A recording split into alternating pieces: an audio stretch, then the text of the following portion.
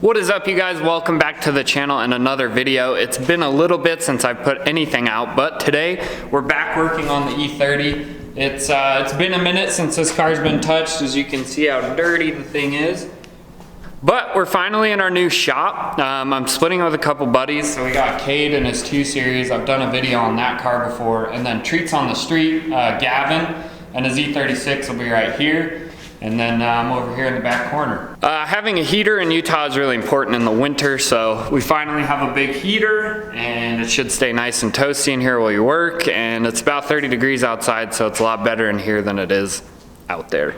But today we're working on the E30 and updating some suspension parts that really needed to be addressed for a long time now, because I'm pretty sure everything on there was original. So this is a basic parts rundown of what we got going on here. We got some Moog control arms. These are just OE spec control arms. I'm pretty sure the ball joints and everything is blown out on this car right now, so it's not the greatest to drive, but we got some replacements there, and we got tie rods here. These are just, again, OE spec. We also have PowerFlex control arm lollipop bushings. We have these Mailer sway bar end links. These will be pretty nice. I think they're also polyurethane, but I'm not sure. And then we have sway bar bushings. These are the PowerFlex Black Series, so that'll be a nice improvement. And then we also have this little guy. This is a steering coupler from Garagistic. This is made out of Delrin. The factory one is rubber, and it is original to the car, so that's certainly making the steering a little bit looser than it should be, but this should solid it up pretty good. So we'll be throwing all this in this video. Car's already on ramps because it's a little too low to get under. We have already put coilovers on this car. If you haven't seen my budget coilover install, go check it out. But we have some JOM blue lines on this car, and they're quite frankly not that bad for what you pay for them. I would like to get a set of BCs on it eventually, but that can wait. But anyways, that's what we're doing today, guys. So we're just gonna jump in. Car's already on ramp, so we'll just jack it up and take the wheels off, and we'll check out what's going on underneath. I know most suspension's completely blown, so it'll be interesting to see how worn out it is. So we'll probably pull everything off first compared to the new stuff, and then we'll put the new stuff on, and it should ride completely different.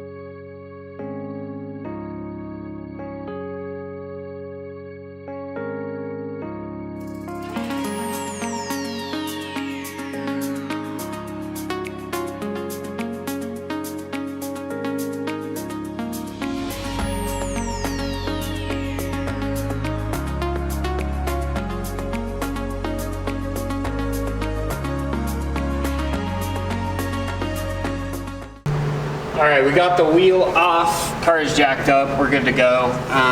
Here's what we're looking at basically. It's really simple setup actually. So everything's pretty much shot. This tie rod and boot's completely gone. So first thing we're gonna do, I think, is take the control arm out, and then we'll do the tie rod. I think I'm just gonna do the tie rod end, because the rest looks fine, and quite frankly this is where the bushing is, so that's the important part. So we'll pull the control arm out, get the sway bar end link out, and then we'll kind of look at everything, but first we'll just pull everything out.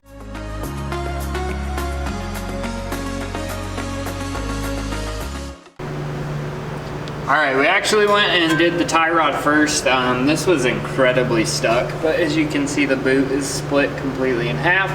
So we had to use blowtorch to get it out of the hub, but we got that one out. So now we'll move on to the control arm, and then we'll drop the control arm completely and then remove the sway bar after that.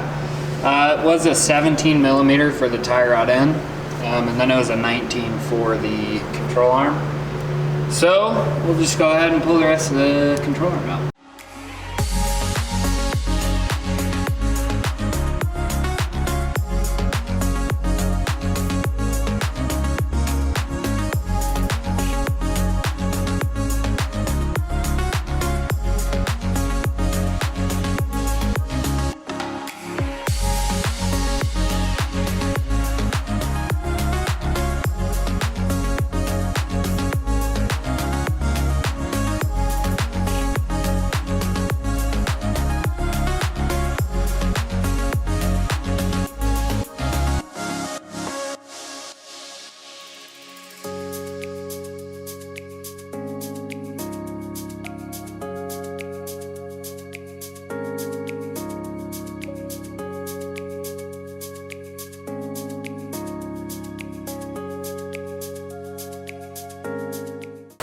Alright, well, we can't get the control arm bushing out, so we're just gonna set it on fire.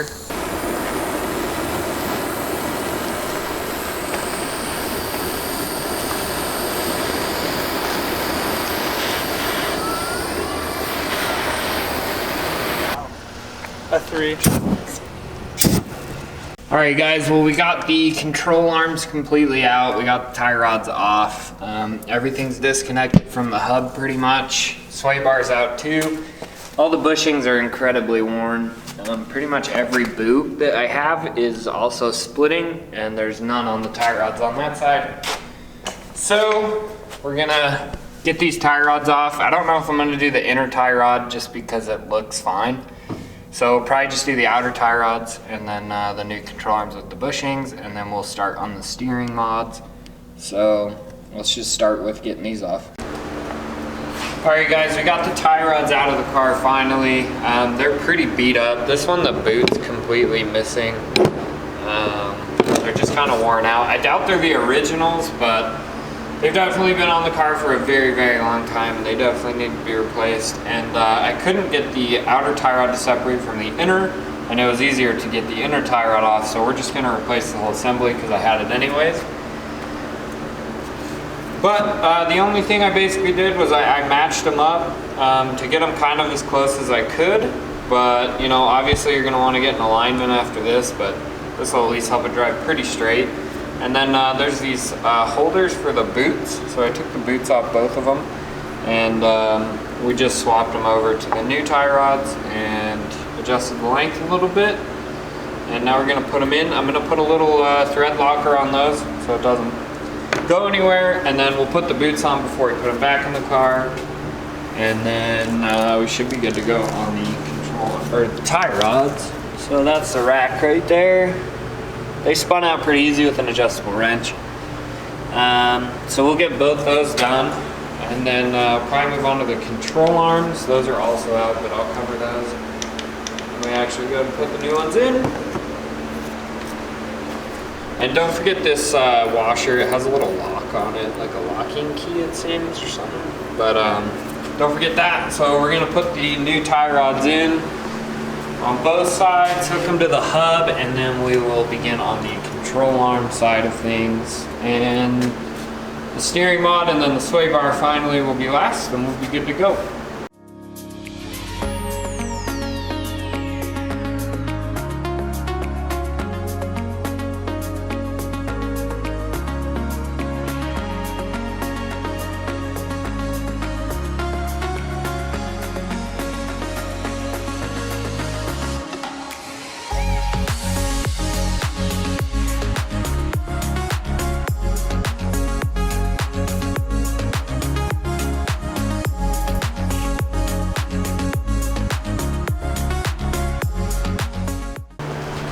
Alright, well everything is in now, the tie rod's all in. I wound up taking the outer tie rod off to put the inner tie rod in, and then we got the boot back on. I do need to get clamps for the boot, and then we'll be good to go.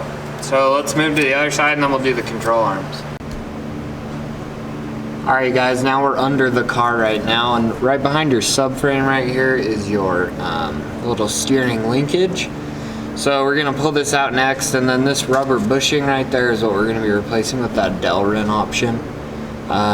So we're just gonna mark on the steering rack and the steering shaft where it's lined up with, and then we will pull the nuts out and wiggle it out, and then we'll replace the rubber bushing. So let's get this thing out and we'll work on that. All right, well here's what we finally wanted to get out. This is the steering coupler for the E30.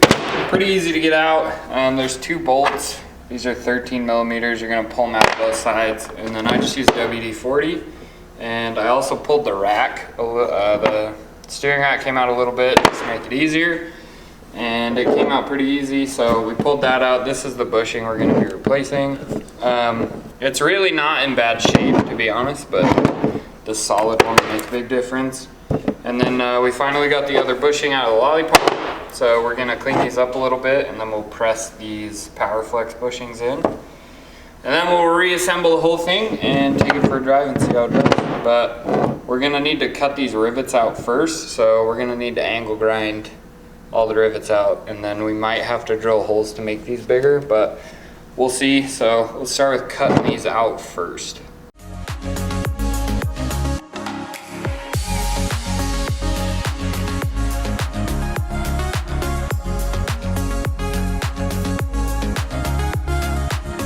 All right guys, well, we finally got the steering knuckle separated. So here's the bottom half and here's the top half. You just have to angle grind the rivets out, which really isn't that hard if you have a basic angle grinder. I just use a Harbor Freight one. And then you have to drill these holes out a little bit to make these bolts fit that's supplied with the kit. So I just reamed them out with a drill bit, and then I already got this side attached, so this is what it looks like. It's just a dowel ring piece. And then they slide together like this, and then I'll put the other bolts in, and then we'll be good to go back in the car.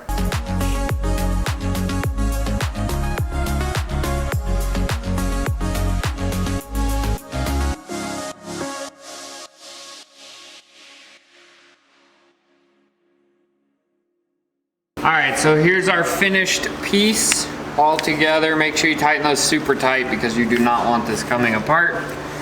And then this is our old bushing. These are just the rivets that I cut out, but pretty easy, but definitely flimsy. So before we put this back in, I want to get the control arms in because I really want the steering to be even, and I can't really tell where the hubs are sitting right now. So definitely mark your steering knuckle where it's sitting on the splines because you do not want to mess that up.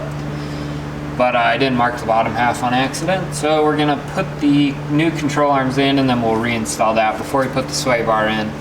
You don't need to take your control arms out or all that stuff to do this, just the sway bar.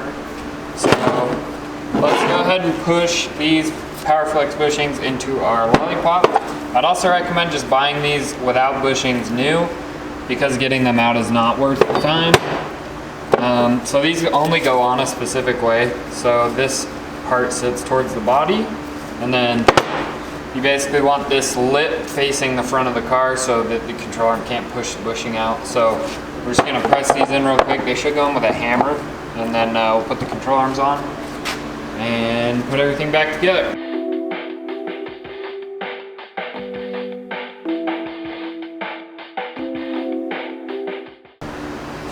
All right, so here's our poly bushings pressed into the lollipops. So then all this is gonna do is go on our new control arm right here. And then we're just gonna put it on this end.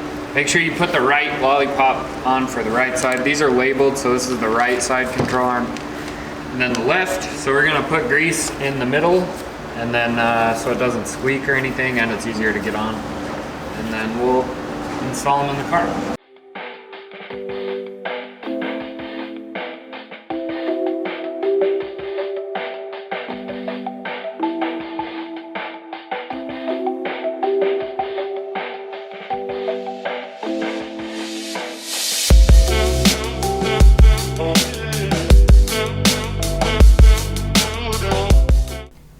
Alright guys, well everything is in. We got all new suspension, tie rods inner and outer, our poly bushings back here, wherever they are. So everything's in. Nothing's tightened down yet because I still want to get everything in before we tighten anything completely down. Got new boots on the steering rack. So now we're gonna put this guy in. We'll throw that in, and then we got to work on the sway bar because we're going to be swapping the end links and the bushings, and then we'll get the sway bar in, and then we'll be done. So let's go ahead and put this in, and then we'll get started on the sway bar. All right, guys, we finally got the steering coupler in. It took quite a few tries and quite a little bit of time, but it finally is in there. I don't know if you can see down there. Won't focus, but it's down there. It's in now. Getting your rack aligned perfectly with your steering wheel is a big part of that, so that kind of took some time, and then getting it actually physically on the splines kind of took some time, but WD-40 will help, and then prying them apart will also help to get it seated. So we got that in there now. Control arms, everything, mostly suspension wise, is already in. So now we're gonna move on to the sway bar. So I got our actual sway bar here, our new PowerFlex black bushings, and then our new HD tie rod ends. So these are the brackets you're gonna have to save. These mount to the sway bar end links right there. And then I also saved the sway bar bushing brackets. Tried to clean them up as best as I can. These are our old mounts. They're really bad. They're just like really soft. And then here's our end links. They're actually like the boots are all torn up in here. So we got all that off. So we're gonna put these bushings on the actual bar, and then we're gonna attach our end links on the bar as well. And then we'll throw it in the car, and then we'll actually put these covers on in the car. And then we'll be all good to go. So let's just get back to putting the sway bar in, and then we'll tighten everything up when we're done, and we can take it for a drive and see how big of a difference it actually made. So let's get started.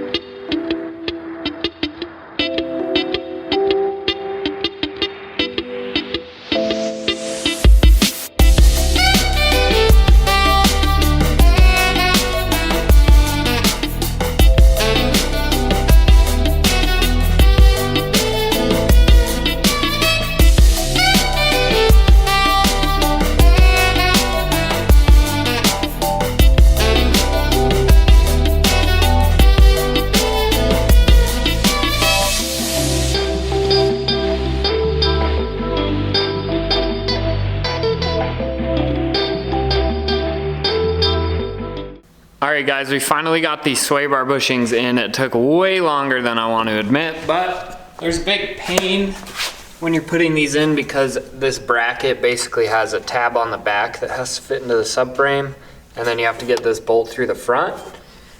These are notoriously a pain, apparently, after I read a bunch of stuff. So basically what I did is I got it in there and then whacked it with a rubber mallet, and then used a jack to basically push the bushing up, and then got it to the point where you could get the bolt threaded in, and then basically use the bolt to just pull it together. So both sides are in, tightened down. Everything's tightened down in the suspension. It's looking good. Everything's brand new. So now the only thing to do is put the wheels back on the car, and then we're good to go for a test drive. It is snowing a little outside, so that might be the first test, is a couple donuts, but we'll try that, see how the tires do, and then we'll get a legit, on a clean, dry road, how they actually perform all the upgrades that we just did. So let's put the wheels back on, and we'll test it out.